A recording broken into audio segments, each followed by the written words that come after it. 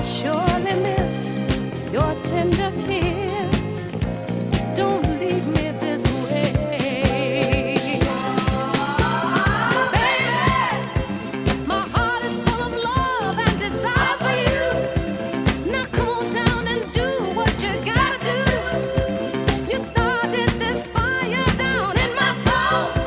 Now can't you see it's burning out of control? Oh, I remember dancing around the living room with my mom to this song when I was just a wee thing, and I can picture the album cover right now. Thelma Houston, dressed in blue, looking oh so glamorous, like the iconic disco queen that she is. Thelma Houston has had a Grammy-winning, absolutely legendary career spanning over 50 years. She's best known for this hit, Don't Leave Me This Way, and she's going to be performing at this weekend's Cedar Cancer Center and Foundation Gala. It's a night to celebrate the works of experts at the MUHC and to join together, really, to keep fighting cancer. Thelma Houston, what an absolute pleasure to speak to you. Thank you so much, and what a lovely introduction. Oh, good. Well, it's merited all that and more. Do people tell you stories like that all the time, Thelma, that they grew up listening to your music? And you know what? And over the years, it's become, when it was first a hit, then people would tell me about how they were, listening to it on the radio and what it meant to them and this. And so later it's been, oh yeah, I remember dancing to that with my grandmother when that song was on. So yeah, I hear the stories. But you know what? It's always gratifying and just makes me, fills me up with joy to have people relate to me. Any stories, especially regarding that song. Yeah, it must be such a unique and wonderful feeling to know that you were part of people's lives like that. People you never met. Like my mom was a single mom. She didn't have a lot of records, but that was one of her favorites that got played all the time. You were a part of our lives without us ever having met. Oh, well, that does make me feel good. So how do I do? Was I good in helping you grow up? Oh, yeah. The soundtrack but that's the thing. You've been the soundtrack to my life and to so many people's lives. Take me back a little bit to your childhood and your teen years. How did you get started in music, Miss Houston? Were you discovered per se? Well, I was born and raised until the age of 10 in Mississippi, in a little town called Leland, Mississippi. And I started singing, I'm told, around the age of 3. And it was the lady that was taking care of me while my mom worked was the piano player for the Sunday school. And so she would practice her songs that she was going to be, singing or preparing for the choir for the coming Sunday service. Mm-hmm. And she noticed that I would know the songs as she was practicing them. I would know when to come in and when to stop, and I'd know the words. And so she just started me singing from there and putting me in the church programs and all of that. And I did that until when we moved to California when I was 10, and I joined the Glee Club in elementary school, and then and I did it when I started going to junior high school. Was in the choir, and I learned to play an instrument. And then when I was in high school, I continued to sing, and I was in church groups. But the funny thing is, after high school and when I started to think about, well, maybe this is what I want to do. Well, it wasn't quite looked at as like, oh, great, go on. You've been doing this for so long. That's a great career. It was like, have you lost your mind? That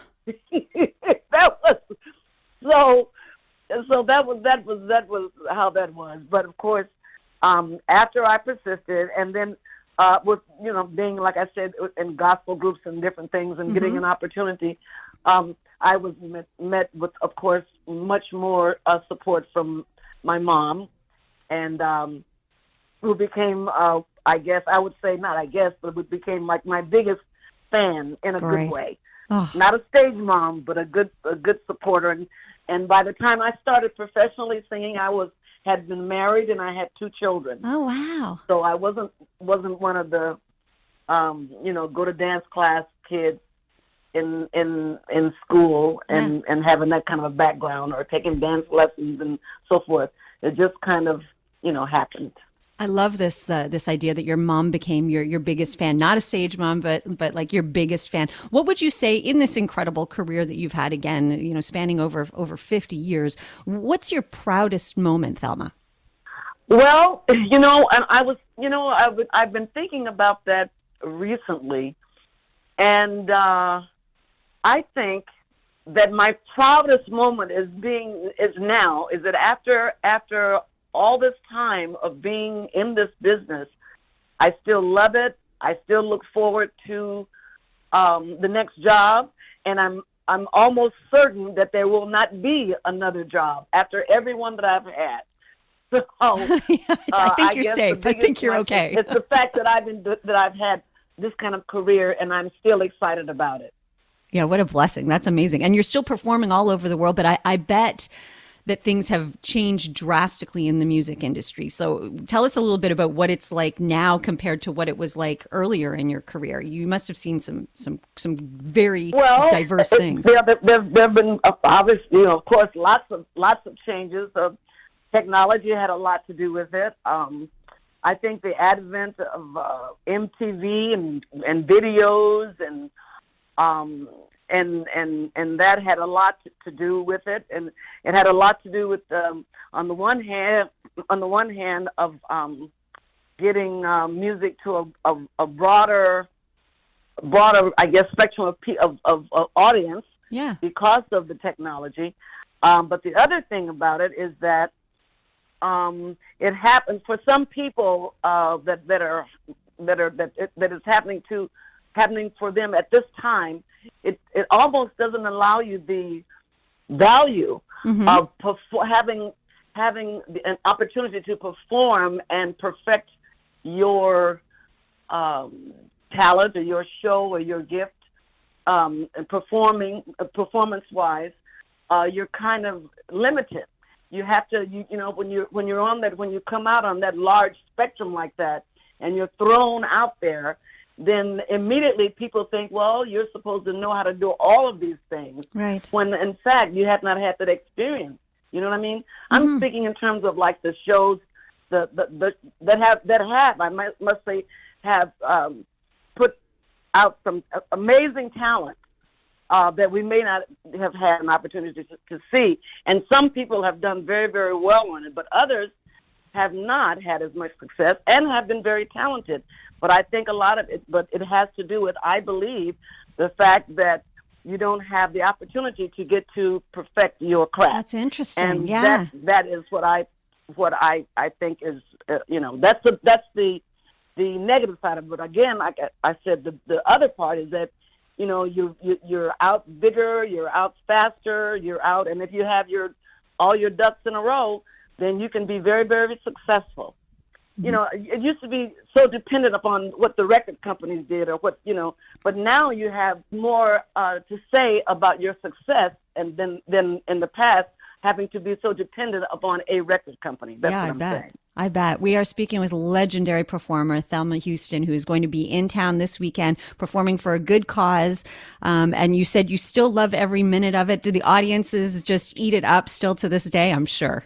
The audience have been wonderful. And yes, I love every aspect of it except the travel. And the snow. You might have snow here this weekend, Thelma. It's a lot more. It's a lot more involved, and but you get through that because you know that at the end, that after this, you're gonna get what you came there for, which is to be with an audience and to get that immediate response from them. That I don't know, is just addictive, I guess. Well, I have to tell you, it is mutual. We are very much looking forward to having you in town this weekend. We'll try and warm things up a little bit for you, and what an absolute pleasure. So you're going to be performing at the Cedars Cancer Center Gala. It's this Saturday, November 19th at Windsor Station. Tickets and info can be found at cedars.ca, and of course, the legendary Thelma Houston will be there. Thank you so much for your time, Ms. Houston. Well, thank you so much. I enjoyed speaking with you. Likewise.